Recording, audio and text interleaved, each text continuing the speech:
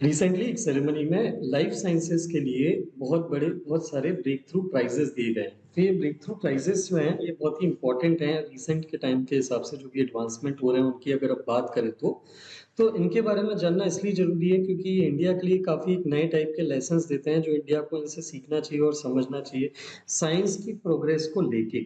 तो यही चीज़ यहाँ पे हम डिस्कस करते हैं। यहाँ पे हमको जो डिस्कस करना है वो उनमें इम्पोर्टेंट चीज़ आती है कि ये अवार्ड जो है किसने एस्टेब्लिश किए हैं, ये अवार्ड किनको दिए जाते हैं और इस इन अवार्ड्स का सिग्निफिकेंस क्या है।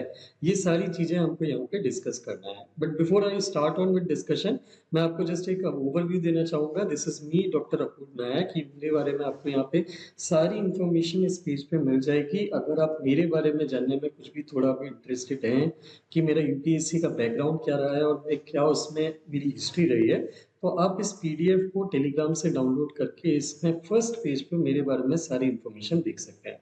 मूविंग ऑन, ये डिस्कस करते हैं ब्रेक थ्रू प्राइजेस के बारे में। तो ये ब्रेक थ्रू प्राइजेस एक्चुअली हैं क्या? सबसे पहले तो ये ब्रेक थ्रू प्राइजेस जो हैं लाइफ साइंसेस के लिए, ये 2013 में एस्टेब्लिश किए थे। फेसबुक या मेटा के जो सीईओ हैं मार्क जकरबर्ग और उनकी वाइफ जो है प्रिसिला चान, ये उन दोनों ने मिलके, देन उसके बाद इसमें कुछ और भी बड़ी कंपनीज के जो हैं प्रमोटर्स इन्वॉल्व थे, जैसे कि Sergey Brin, genomics company 23andMe के फाउंडर एने वोसियाकी और टेक इन्वेस्टर कपल यूरी और जूलिया मिलर। ये कपल जो है ये इन्होंने ये जितने भी एंटरप्रेन्योर्स हैं, ये एंटरप्रेन्योर्स ने मिलके ये अवार्ड्स जो हैं वो एस्टेब्लिश करे थे। इस अवार्ड का मेन काम है या मेन पर्पस है, ये इंडिविजुअल अचीवमेंट्स को, ऐसे साइंटिस्ट या ऐसे साइंस की फील्ड में जिन लोगों ने कुछ इंडिविजुअल अचीवमेंट्स अचीव करी हैं, कुछ एम करा है और जो सोसाइटी के लिए कुछ प्रोग्रेसिव डायरेक्शन में साइंटिफिक रिसर्च करी है, उन लोगों को अवॉर्ड करना, so as to basically pursue science for the benefit of all as a global apolitical organisation. तो अब यहाँ डिस्कस करते हैं कि इस साल जो ब्रेक थ्रू प्राइजेस मिले हैं वो किन किन फील्ड में मिले हैं। जैसे तीन चार मेन कैटेगरियां और मेन मेन अचीवमेंट्स हैं जिनके लिए इस बार ब्रेक थ्रू प्राइजेस दिए गए हैं, जिसमें सबसे पहले नंबर पे आता है वेट लॉस ड्रग्स। 5 साइंटिस्ट हैं जिन्होंने वेट लॉस ड्रग्स के कंट्रीब्यूशन या डेवलपमेंट के लिए कंट्रीब्यूट किया था, उनको यहाँ पे इस चीज के लिए अवार्ड किया गया है। कौन कौन सी वेट लॉस ड्रग्स हैं जो अभी इनोवेट या इन्वेंट की गई हैं इसके लिए, दैट इज ओजेम्पिक एंड वेगोवी। ये दो ड्रग्स के लिए 5 साइंटिस्ट को ब्रेक थ्रू प्राइज मिला है। ये ड्रग्स के नाम याद रखिएगा, this is very extremely important. यहाँ पे मैंने साइंटिस्ट के नाम जो है वो तो ग्रीन से हाईलाइट किए हैं, इनको आप एक बार रीड कर लीजिएगा। एज सच रटने की या याद रखने की बहुत ज्यादा जरूरत नहीं है। प्रीलिम्स के हिसाब से बहुत ही एक्सट्रीम केसेस में इस टाइप के नाम पूछे जाते हैं, बट जस्ट ओवरव्यू के लिए या ओवरव्यू के लिए आप एक बार ये नाम रीड कर लीजिएगा। इनको ये GLP-1 हार्मोन रिलेटेड ड्रग, जो ऐसी ड्रग्स में या ऐसे हार्मोन, ये GLP-1 हार्मोन जो बेसिकली ओबेसिटी या वेट से डील करता है या रिलेट करता है, उसकी डिस्कवरी और उसके कैरेक्टरिस्टिक फीचर बताने के लिए अवार्ड दिया गया है, जिनसे ये ड्रग्स के क्रिएशन में हेल्प मिली है, जो डायबिटीज और ओबेसिटी के ट्रीटमेंट में हमको हेल्प करेगी। The second important thing is, your second important individual achievement award is related to a disease, that is treatment of multiple sclerosis. Multiple sclerosis जो है ये एक अनप्रेडिक्टेबल क्रोनिक डिसीज होती है जो इम्यून सिस्टम के डिफेक्ट के कारण होती है। इसमें इम्यून सिस्टम आपकी बॉडी के ही नर्वस सिस्टम के नर्व फाइबर्स जो हैं उनकी जो प्रोटेक्टिव शीट या कवरिंग होती है उसको डिस्ट्रॉय करने लगता है, क्योंकि वो उसको पहचानना बंद कर देता है। इसके लिए ये दो साइंटिस्ट एल्बर्टो एस्टीरियो और स्टीफन एल हॉजर जो हैं, इनको अवार्ड मिला है उन बी सेल्स के डिस्कवर, या बी सेल्स ये हमारे बॉडीज में ब्लड सिस्टम में एक टाइप ऑफ इम्यून सेल्स होते हैं, बी सेल्स, जिनका मेन काम एंटीबॉडी बनाने का होता है। उनका क्या रोल है मल्टीपल स्क्लेरोसिस में, उस चीज को जानने में या पहचान करने में के लिए इनका जो है इनको अवार्ड दिया गया है। और उसी बेसिस पे इनका रोल आइडेंटिफिकेशन करने के साथ साथ उसी के बेसिस पे ट्रीटमेंट डिवाइस करने के लिए इनको अवार्ड मिला है जो उसको टारगेट करेगा। ये जो डुओ है, ये जो कपल है, ये जो बेसिकली साइंटिस्ट का ग्रुप है, दोनों का कपल है, इन लोगों ने ईबी वायरस, ये ईबी वायरस एक वायरस होता है, एप्स्टीन बार वायरस, इसका इन्फेक्शन का मल्टीपल स्क्लेरोसिस से क्या रिलेशन है ये एस्टेब्लिश करने में भी हेल्प करी है, जिससे इसका ट्रीटमेंट और इजी करने में हेल्प मिलेगी।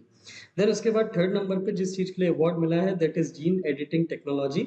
इसके लिए डेविड आर ल्यू को जो है ये प्राइज मिला है। ये इन्होंने एक जीन एडिटिंग की नई टेक्निक डेवलप करी है प्राइम एडिटिंग टेक्नोलॉजी, जिसके अंदर में लिविंग ऑर्गेनिज्म का डीएनए जो है एडिट किया जा सकता है। लेकिन सबसे इंपॉर्टेंट बात, जैसे डीएनए एडिट करने की और भी मेथड है जैसे कि क्रिस्पर कैस9, लेकिन इनकी जो मेथड है वो थोड़ी सी यूनिक है। जैसे डीएनए आपको पता होगा ये डबल हेलिक्स होता है। जब हम डीएनए एडिटिंग किसी और दूसरी टेक्नोलॉजी या मेथड से करते हैं तो उसमें हमको ये दोनों स्ट्रैंड डीएनए के जो हैं उनको सेपरेट करना होता है। लेकिन डेविड ल्यू की मेथड में डीएनए को अगर एडिट करना है तो ये जो दोनों स्ट्रैंड हैं, ये दोनों स्ट्रैंड को सेपरेट करने की जरूरत नहीं है। एक स्ट्रैंड में जो डीएनए का बेस है उसको आप बिना ये डीएनए स्ट्रैंड को अलग करे, रिपेयर करके और उसी में वापस उसको कंप्लीट ठीक कर सकते हैं, उसको करेक्ट कर सकते हैं, जिससे जीन से होने वाली जो भी प्रॉब्लम है वो प्रॉब्लम सॉल्व हो जाती है। देन उसके बाद breakthrough prize in fundamental physics, ये हमने मेडिसिन की फील्ड में देखा था कि किन किन चीजों में अवार्ड मिले हैं। इसी के साथ साथ में फंडामेंटल फिजिक्स की फील्ड में भी कुछ अवार्ड मिले हैं। इसमें जो अवार्ड मिला है वो बेसिकली एक कोलेबोरेशन, चार एसोसिएशन या चार एजेंसीज के लार्ज हेड्रोन कोलाइडर के कोलेबोरेशन के लिए मिला है सर्न में। एलएचसी क्या है? एलएचसी लार्ज हेड्रोन कोलाइडर, ये वर्ल्ड का सबसे लार्जेस्ट और मोस्ट पावरफुल पार्टिकल एक्सेलरेटर है जो प्रोटॉन्स का मूवमेंट बहुत हाई स्पीड पे मूवमेंट कराता है और उनका कोलिजन कराता है, ताकि जो सब एटॉमिक लेवल के सबसे छोटे लेवल के पार्टिकल्स हैं यूनिवर्स में, जिनकी इंफॉर्मेशन अभी भी हमको कंप्लीटली नहीं है, हम उनको स्टडी कर पाए। ये जो 4 कोलैबोरेशंस थे, ये जो 4 एजेंसीज का कोलैबोरेशन था, ये 4 लोगों का, 4 एजेंसीज का कोलैबोरेशन, इन्होंने मिलके हिग्स बोसोन की स्टडी करी, जिसको हम सबसे एलिमेंट्री पार्टिकल मानते हैं इलेक्ट्रॉन, फोटोन और न्यूट्रिनोस की तरह। ये दूसरे पार्टिकल हैं जो हमने डिस्कवर करे हैं, लेकिन हिग्स बोसोन अभी भी कंप्लीटली हमने स्टडी करने की कोशिश कर रहे हैं, इसका नेचर फाइंड करने की कोशिश कर रहे हैं, क्योंकि अभी भी इसके बारे में कंप्लीट इंफॉर्मेशन हमको नहीं समझ में आई है। हिग्स बोसोन को गॉड पार्टिकल भी बोलते हैं और ऐसा माना जाता है कि दुनिया में जितने भी दूसरे छोटे माइन्यूटेस्ट पार्टिकल हैं उनको ये मास प्रोवाइड करता है, और ये बिग बैंग थ्योरी को भी एक्सप्लेन करता है जो 13.7 बिलियन ईयर्स अगो हैपन हुई थी, जिससे हमारा यूनिवर्स ओरिजिन हुआ था, ऐसा माना जाता है। तो अगर हम हिग्स बोसोन या गॉड पार्टिकल को स्टडी कर लेते हैं तो हम यूनिवर्स के ओरिजिन की स्टडी को भी, हिस्ट्री को भी समझ पाएंगे, और इन एजेंसीज को उसी पार्टिकल को स्टडी करने के लिए अवार्ड किया गया है। तो ये यहाँ पे हिग्स बोसोन या फंडामेंटल फिजिक्स के केस में उनकी स्टडी की लिए अवार्ड हो गया। देन उसके बाद आते हैं next field, that is in mathematics. Mathematics के लिए ब्रेक थ्रू प्राइज जो है ये डेनिस गेट्सबुरी, इनको मिला है। इनका एक सेंट्रल रोल प्ले करने के लिए ज्योमेट्रिक लैंगलैंड्स कंजेक्चर फाइंड करने के लिए। लैंगलैंड्स प्रोग्राम जो है ये ब्रॉड रिसर्च प्रोग्राम है। जैसे मैथमेटिक्स में कई डिस्क्रीट कंसेप्ट्स या कई टाइप की थ्योरीज बनाई जा चुकी हैं, कई टाइप के ऑब्जर्वेशंस, कई टाइप के बेसिकली मैथमेटिकल मॉडल्स डेवलप किए जा चुके हैं, लेकिन अभी भी उनके बीच में कंप्लीट लिंकेज जोड़ पाना अभी भी वो प्रोसेसिंग में चल रहा है। तो ये जो डेनिस गेट्सबरी हैं, इन्होंने 30 साल की अपनी रिसर्च में ये जो अलग अलग डिस्परेट मैथमेटिकल कंसेप्ट्स हैं या डिस्टिंक्ट मैथमेटिकल कंसेप्ट्स हैं, जिनके बीच में अभी भी हम एक कंप्लीट रिलेशन नहीं जोड़ पाए हैं, ये रिलेशन जोड़ने की या ज्वाइन करने की कोशिश करता है, और ये अवार्ड इनकी ये अचीवमेंट को रिकॉग्नाइज करता है और उसके लिए अवार्ड करता है। इसके अलावा दूसरे भी कुछ अवार्ड दिए गए हैं, जैसे एक 6 न्यू होराइजन्स प्राइज दिए गए हैं फिजिक्स की और मैथमेटिक्स की फील्ड में। 8 अर्ली कैरियर फिजिसिस्ट और मैथमेटिक्स या स्कॉलर्स को उनके जो थोड़े बहुत रिसर्च वर्क है उनको रिकॉग्नाइज करने के लिए उनको $1 लाख ईच का एक प्राइज दिया गया है। और इसके अलावा ये जो फाउंडेशन है उसने मरियम मिर्जा खानी न्यू फ्रंटियर्स प्राइज भी अवार्ड किया है 3 वुमेन मैथमेटिशियंस को जो मैथमेटिक्स की फील्ड में पीएचडी परस्यू कर रही हैं, with a $50,000 cash award each. ये मरियम मिर्जा खानी कौन है? ये बेसिकली एक ईरानियन मैथमेटिशियन थी जो पहली वुमेन बनी थी मैथमेटिक्स का फील्ड मेडल जिनको मिला था 2014 में।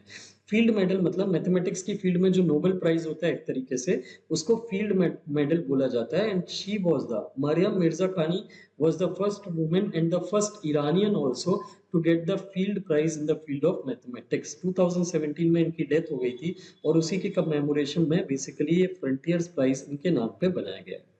तो this completes our breakthrough prize. इसी से रिलेटेड एक मेंस का क्वेश्चन देखते हैं। highlight the significance of the 2025 breakthrough prizes in advancing fundamental scientific research. How do such recognitions contribute to global scientific development and innovation? हमको बताना है कि 2025 के जो ब्रेक थ्रू प्राइजेस दिए गए हैं फंडामेंटल साइंटिफिक रिसर्च की फील्ड में, उसका क्या सिग्निफिकेंस है और ये इस टाइप के जो रिकॉग्निशन होते हैं ये ग्लोबल साइंटिफिक डेवलपमेंट और इनोवेशन को कैसे और ज्यादा प्रमोट करते हैं। सो हमारा जो मॉडल आंसर रहेगा अगेन 3 पार्ट में रहेगा, intro, body, conclusion. Intro part में हम ब्रेक थ्रू प्राइजेस के बारे में एक इंट्रो देंगे कि ये बेसिकली ऑस्कर्स ऑफ साइंसेस भी कहलाते हैं और ये वर्ल्ड के one of the most prestigious scientific award है। 2025 का जो एडिशन है ये बेसिकली लाइफ साइंसेस, मैथमेटिक्स और फंडामेंटल फील्ड की फिजिक्स की फील्ड में 13,000 से ज्यादा साइंटिस्ट के कंट्रीब्यूशंस को रिकॉग्नाइज करता है, including that working on large hadron collider. Body part में we will write about the significance of this research. तो यहाँ पे जो हमने रिसर्च अभी देखी थी, जिन जिन चीज़ों में फील्ड में अवार्ड मिला था, बॉडी पार्ट के फर्स्ट पार्ट में हम उन अवार्ड के बारे में मेंशन करेंगे, जो जो अवार्ड जिस जिस फील्ड के लिए दिए गए हैं।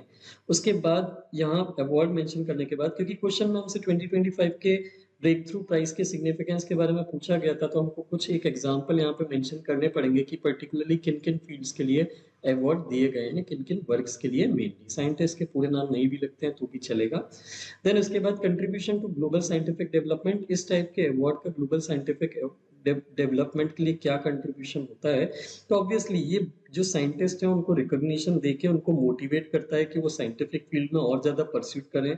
ये नई जनरेशन जो है उनको भी मोटिवेट करता है कि वो इन अवार्ड्स के लिए या रिकॉग्निशन के लिए स्ट्राइव करें और ज़्यादा से ज़्यादा अच्छी scientific innovation, ground breaking research करें। दूसरा, ये रिसर्च वर्क के लिए साइंटिफिक कम्युनिटी को फंडिंग और एक्सेस भी प्रोवाइड कराता है, फाइनेंशियल रिसोर्सेज का। तीसरा, ये साइंटिफिक फील्ड में इक्विटी और डाइवर्सिटी को भी प्रमोट करता है। जैसा कि हमने देखा कि यहाँ पे वुमेन मैथमेटिशियंस को भी अवार्ड किया गया और उनको रिकॉग्नाइज किया गया उनके वर्क को।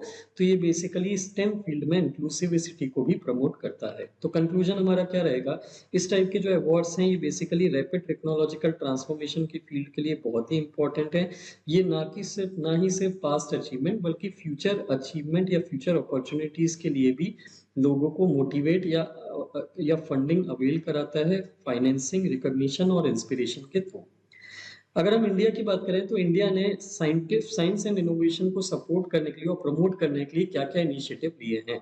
तो सबसे पहले यहाँ पे इंडिया ने अपना एक नेशनल रिसर्च फाउंडेशन का इनिशिएटिव लिया है, जिसके अंदर में interdisciplinary high impact research work जो चल रहे हैं यूनिवर्सिटी लेवल पे और लैब के लेवल पे, उनको फंड और प्रमोट किया जाएगा। इसके अलावा एक इंस्पायर प्रोग्राम है।